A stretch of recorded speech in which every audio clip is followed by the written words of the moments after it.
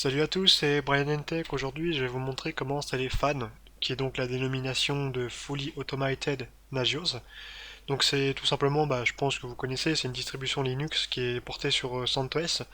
Et son but, c'est tout simplement de fournir une installation de Nagios garnie de tous ces outils, qui permet d'avoir quelque chose de super intéressant. Donc ça fournit Nagios, Nagios Plugins, Centreon, Nagivis et d'autres. Donc voilà, donc je vais vous montrer, c'est un ISO. Donc il faudra récupérer sur fullyautomatednagios.org, donc qui est un site qui justement voilà, permet de télécharger cet outil. Ensuite, donc moi je vais le faire sous VMware Workstation 11, donc qui est la dernière version à ce jour. Après ça fonctionnera exactement la même chose sur VirtualBox, il n'y a aucun souci. Sur les autres aussi, je vais juste vous avertir qu'il y aura un souci. Hop, donc là c'est pas à cet endroit là. Voilà, donc là je prends mon ISO de fan. Hop. Donc ouais, sous Hyper-V il y a un souci, je sais pas exactement comment vous le dire, mais en gros ça marchera pas. Il faut faire une petite manipulation. Donc, ah oui, ça c'est sûr. Parce qu'en fait, il me détecte le CentOS et du coup, il me propose la personnalisation du Linux. Donc, ce que je vais faire, je vais pas mettre l'ISO tout de suite, comme ça, il va pas me le demander. Voilà. Et là, on va mettre du CentOS, 64 bits. Je vais l'appeler fan YouTube, tout simplement. Voilà. Donc, ça stocke à l'endroit que je souhaite. Je vais attribuer ça, ça ira largement. Je vais mettre euh, 4096. Ça, on sera tranquille. Je l'utilise en NAT, voilà, là il n'y a rien de particulier, hop, hop, on est parti. Donc, enfin, c'est vrai que je passe vite là, mais après je pense que vous connaissez, donc là, c'est l'attribution du disque dur, de l'espace de stockage, pardon. Voilà.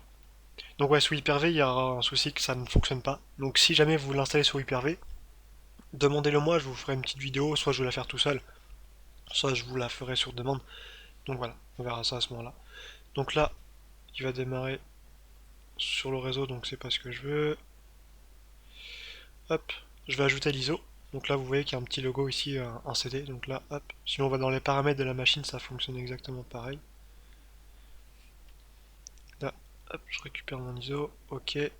Du coup, là, je vais la reset, la reboot, restart guest. Hop. Voilà. Donc là, j'ai monté l'ISO. Il va démarrer dessus. Donc là, j'ai juste à faire entrer pour qu'il démarre en mode normal l'installation. Donc rien de particulier, hein, c'est une vidéo qui reste assez simple, mais ça peut aider ceux qui ont le plus de difficultés. Mais il n'y a vraiment rien de particulier hein, dans cette installation.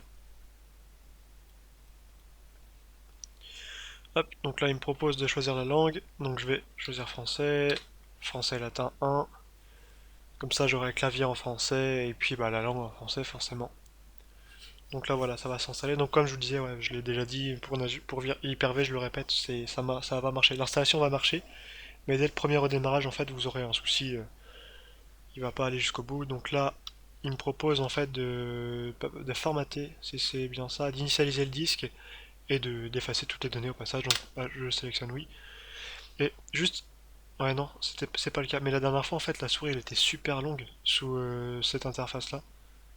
Donc là voilà, j'utilise tout l'espace disque, je crypte pas le disque dur, j'en ai pas besoin. Donc là voilà, je suis en Europe, donc je choisis ce temps horaire là. Mot de passe route, je vais mettre route, comme ça on est tranquille. Ah, sans souvenir, surtout n'oubliez pas, 6 caractères, donc je vais mettre AZERTY. Ok, donc là voilà, l'installation a priori va démarrer, mais ça va pas être long pour ma part, ça va me prendre même moins de 5 minutes, largement moins de 5 minutes. Après tout dépend de la capacité de votre PC, de ce que vous attribuez à la machine virtuelle comme toujours.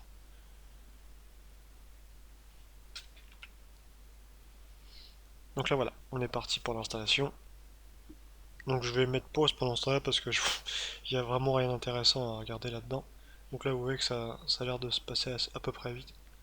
Donc voilà, donc je mets pause.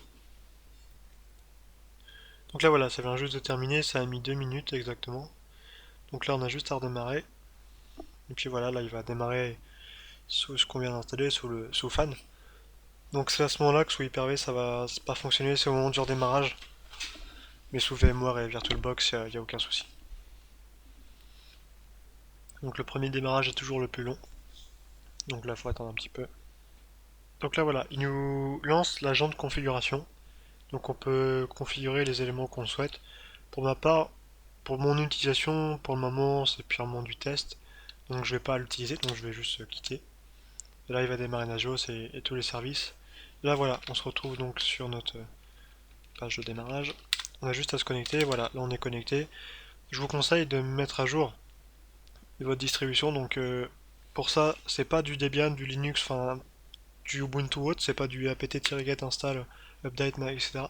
Donc c'est yum update avec un S, si je me trompe pas, parce que je suis pas... Non, et voilà, je vais regarder ça. Non, ok, c'est moi, c'est le yum list update pour voir la liste des composants qui seront mis à jour. Et donc là, il n'y a pas de S, tout simplement. Donc là, voilà, je crois qu'il y a 300 mégas la première fois, avec cette ISO-là, pardon. Donc il y en a pour un petit moment, tout dépend de votre capacité de bande passante. Donc voilà. Bah écoutez, c'est tout ce que j'avais à vous montrer. À vrai dire, vous voyez, il n'y a vraiment rien de compliqué pour l'installation. Donc maintenant, je vais vous montrer qu'on peut y accéder. Donc je vais juste, hop, aller sur mon navigateur.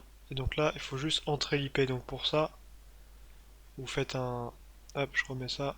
Vous faites un if config. Donc là, moi, je suis en NAT, donc j'ai une IP qui est un petit peu différente de ce qu'on peut trouver d'habitude. Alors je vais remettre ça là. Et là, vous tapez donc votre IP 192.168.25.130. Et là, on accède à la première page de fan. Et on peut voir sur le côté, donc on a Nagios, Centréon, etc. Donc là, voilà. Donc là, il nous demande de se connecter. Donc c'est Nagios admin, Nagios admin. Si je me trompe pas, c'est ça. Voilà, c'est ça. Par défaut, c'est ça. Après, vous pouvez le changer. Et du coup, là, on a accès à. Là, on est sur Nagios. Et si je vais là-dessus, pareil. Hop, hop. Donc là, on a accès à Centréon. Donc si je regarde. Alors, hop, on voit bien mon localhost, il est hop. Donc le localhost, c'est tout simplement la machine virtuelle, hein. On peut avoir les informations, etc. Donc voilà, bah ça fonctionne très bien, il n'y a pas de souci, c'est vraiment super simple, il n'y a pas besoin de se faire chier, pardon du mot d'installer tout un à un. Et du coup voilà, ça fonctionne très bien et bah c'est tout. C'est tout ce que j'avais à vous montrer, donc je vous remercie d'avoir regardé. Si vous avez des questions, surtout n'hésitez pas, je suis là pour vous répondre. Donc je vous dis à la prochaine, salut!